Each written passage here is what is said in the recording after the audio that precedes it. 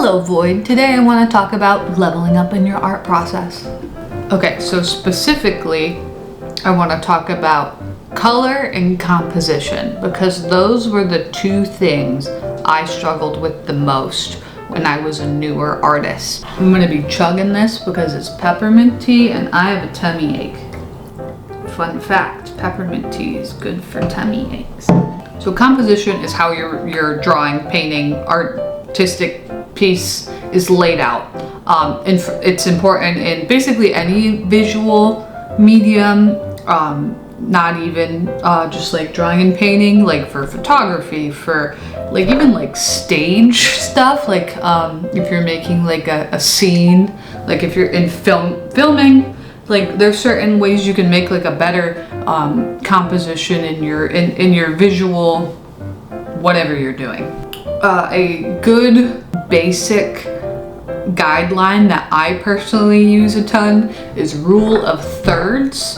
There's also like the golden ratio and like stuff like that, but rule of thirds is easy. Basically take your image, divide it up into thirds, and generally where those points intersect is where you want the most interesting information.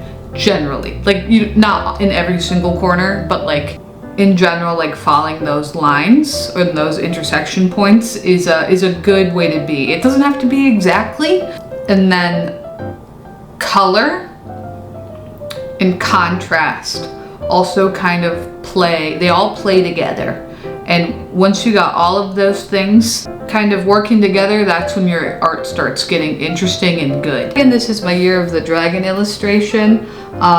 So this is one where I think color and composition comes into play. Like his head is kind of in like the top third. The lantern and the sun and the rabbit are kind of in like that third. Kind of a fun little tip is that like if you put a color somewhere on the drawing, you kind of want it somewhere else to balance it out. So there is the yellow sun, the yellow here and from the lantern, and then the yellow reflecting on the snow.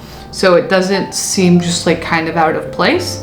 Obviously, like the dragon's red, so like there's no other red in the drawing, but like he's the focal point. So he's gonna stand out. And then the little bunny is white like the rest, but she's in the shadow of the red dragon. So then she also stands out. Here is my spring dragon illustration. Again, with the yellow, the ducklings and the daffodils are the same color. The tree and the mom duck are the same color. The dragon is its own kind of color which sticks out, and then there are accents that are the same as like the grass. When in doubt, instead of introducing a new color, use a bunch of colors that use a color that you've already used. So there's this one that I did. It's not like my favorite one, but there's again the thirds. You can see the balloons are here. She's on this third, and then the bottom third is clouds. And again, I'm not like actively thinking about this kind of stuff when I'm actually doing it. It's just kind of like now, once you learn it, you just start like naturally incorporating it. Here's Spooky Graveyard. This is my cat Spooky. She's currently sitting on another painting over in the corner. Luckily I've already taken high quality images of all of these. You get the sky making up a third of it, and then the graveyard making up 2/3. General composition rules. And then we got the last one I have in this pile is Jack in a jack-o'-lantern. So he's in the top third. Also using like the full color range. You can break any rule in art for stylistic choices. Art's fun because there are no rules, but generally you want to be doing it because it is a choice you've made and not on accident. So like having the super light in the candles and then the super dark like black.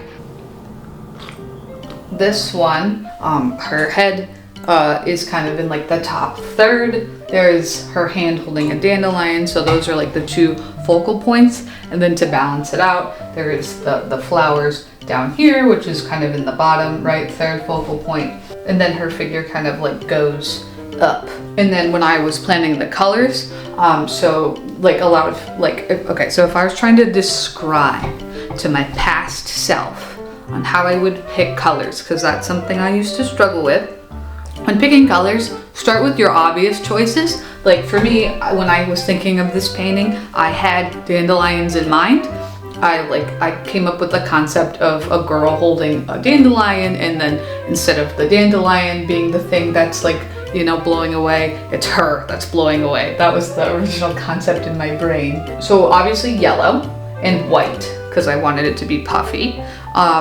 And then I thought that maybe like a really dark blue would be a good contrast to the yellow. And then blue and yellow make green, so there's a bit of green in there too, and green for green plants. I wanted her to be more like kind of beigey and brown, because it's more grounded. Like she's of the earth. She's like, and it also is a good contrast of all the bright colors. So she stands out because she's more earth toned, and she has like some golden yellow in there in her as well. So that makes it a more cohesive color scheme for the rest of the painting. I used the same blue in her eyes. Again, always go back to colors you've used before. She also stands out because there's like a lot of like orangey reds in her skin tone and like her lips and her cheeks and stuff, and that is really the only place that I used those colors. So like for your subject, if you want them to stand out, which you usually do, that's something to look out for. I realized that there wasn't really any other brown anywhere, so I just smudged it in over here, like for like an abstract effect. And it's like, you know, with the flowers are also like of earth, they're also earthy, so that's why I put it down there. And it's also a dark color to help contrast and pop the flowers out. So like with the mix of yellow and blue, you get more of like a tealy, greeny kind of, like you're aiming towards green on the blue spectrum. I'll have a picture maybe of like the color spectrum. So when you mix yellow and blue together, you get more green-ish. So for her dress, I wanted to do a different kind of blue. It's like subtle. Obviously, most people don't like think of color like this, but like the average person doesn't. But like if you're being an artist, you want to start thinking like this. I added more purple into her dress and up here in the dandelion to make them pop a little bit more, and to kind of to bring them towards the cooler side of blue. So and purple is the contrast to yellow. So if you want, like say your dandelion to pop a little bit more from the background, add a little bit of purple to it. It's like a super light purple, a pastel purple. So it's like not overtaking everything, but I think that made a difference. Her hair also is dark to frame her face. It's good contrast between the really light yellow background over here, the dark brown hair, and then the lighter beigey face. Simple choices like that can really make a difference. In general, you're going for it's a volume game, baby. You want to make as much art as possible. So like, it would be very easy for me to take this back. It's like still not even dry all the way yet, and it's been like a week or two. Take it back downstairs, because it's like, obviously it's not perfect. There's no such thing as perfect. And like really just like overwork the shit out of it and like hyper focus on it, but let it be done and start the next thing. With art, like you gotta just let it be good enough. Also with composition, details. So you don't want every single, there's limits to this, and obviously there's there's always exceptions to everything I say. There again, no rules when it comes to art. Do whatever the fuck you want. But in general, you don't want to overdo detail unless it's a stylistic choice. You want the focal points to be the most detailed thing, and then you can sort of like let it like blur out from there. You know, your eyes need a place to rest on the drawing, and that also helps making a more interesting, visually pleasing artwork. Definitely, you can look at your art with a critical eye, but don't be mean to yourself. I've done that. I've done that in the past. You can watch the video on perfectionism that I did, but there's always going to be improvement that you can do, and you know, being able to recognize that is a good thing. But like, I needed to do this painting so I can then learn and then transfer what I've learned from this painting to the next painting.